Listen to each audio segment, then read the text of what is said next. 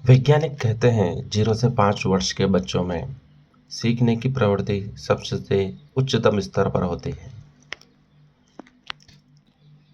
वैज्ञानिक कहते हैं कि 0 से 5 वर्ष के बच्चे जो सीख लेते हैं वही जीवन भर काम देता है। 5 साल के बाद बच्चा नया कुछ नहीं सीखता है, बस उन्हीं चीज़ों को दोहराता रहता है और जो पुराना सीखा है उससे तुलना कर नई चीज़ें स्मरण करने की कोशिश करता है। लेकिन 5 साल तक उसकी उत्सुकता अपने चरम स्तर पर होती है। बच्चों की आंखों को देखो तो वह इतनी जिज्ञासु हैं कि वह पूरे ब्रह्मांड को जान लेना चाहते हैं इसी पल। उनके लिए हर कुछ चीज़ नई होती है। पेड़ पौधे, पक्षी, नदियाँ, पहाड़, स्कूल, किताबें। जो स्मृति बचपन की है वह जवानी की या उनके बाद के वर्षों की नहीं रहती है।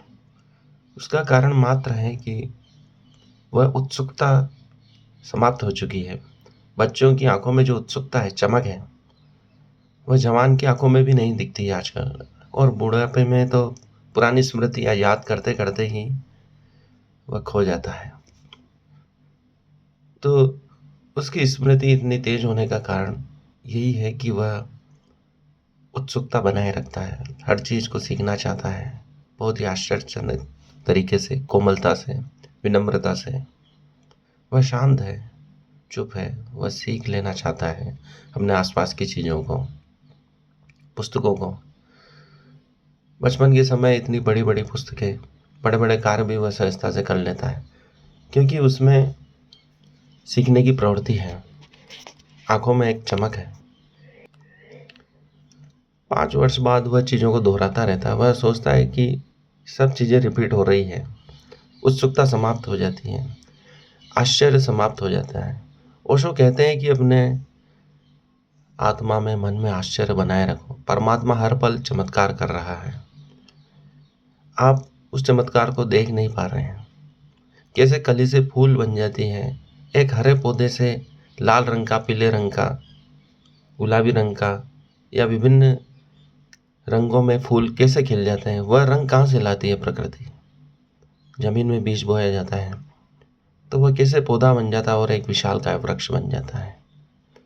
कैसे एक कीड़े से तितली बन जाती है। कितना आश्चर्य चाहूँ और बिखरा हुआ है। कैसे बादल पानी वर्षा करते हैं, कैसे गर्मी पड़ती है। कैसे हम इस पृथ्वी और सूरज के बीच संतुलन स्थापित प्रकृति ने करके हमें जीवित रख रखा है। 1 डिग्री का भी इधर उधर हुए और हम समाप्त हुए। कितना ही आश्चर्य इस ब्रह्मांड में पड़ा है। सिर्फ मात्र पृथ्वी ऐसा ग्रह है जहाँ पर जीवन है। बाकी ग्रहों पर अभी तक जीवन खोजा नहीं जा सका है, सिर्फ संभावनाएं तलाशी गई हैं। हम कितने सौभाग्यशाली हैं। हम कितने एक संतुलित स्थिति में इस पृथ्वी पर रह रहे हैं। कितना आश्चर्य है, कितना रोमांच है। हर पल एक चमत्कार घटित हो रहा है, फिर भी हम दुखी हैं और आश्चर्यचकित नहीं होते हैं। परमात्मा की देन को धन्यवाद नहीं देते हैं। लेकिन बच्चा हर चीज़ के प्रति अनुग्रहित होता है। एक छोटी सी चीज़, चाहे वो चॉकलेट हो, मिठाई हो, वह अनुग्रह से भर जाता है, धन्यवाद देता है, खुश हो जाता है छोटी छोटी चीज़ों से। और हम बड़ी बड़ी उपलब्धियां मिलने के बाद भी प्रसन्न नहीं होते हैं और दुखी हो जाते हैं और तुलना करते हैं कि भाई जो मिला है कम मिला है, दूसरों को ज़्यादा मिला है।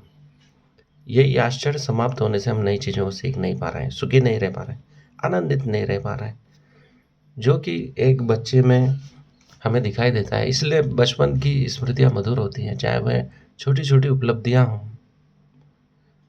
चाहे वार्षिक उत्सव में हम प्रथम आए हों या कक्षा में प्रथम आए हों, तो वे स्मृतियाँ हमको बहुत सुंदर लगती हैं क्योंकि हमने उन पलों का आनंद लिया था। और आज बड़ी बड़ी उपलब्धियाँ मिलने के बाद भी हम दुखी हैं। इसलिए हर बार परमात्मा को धन्यवाद दीजिए, इस जीवन देने को परमात्मा को धन्यवाद दीजिए। जो जो मिला है, जो हमसे नीचे वालों को नहीं मिला है, उसके लिए धन्यवाद दीजिए। उनके लिए करुणा से भर जाइए और सदा प्रसन्न रहिए। धन्यवाद। मेरे चैनल को सब्सक्राइब करें और इस वीडियो को अधिक से अधिक शेयर करें।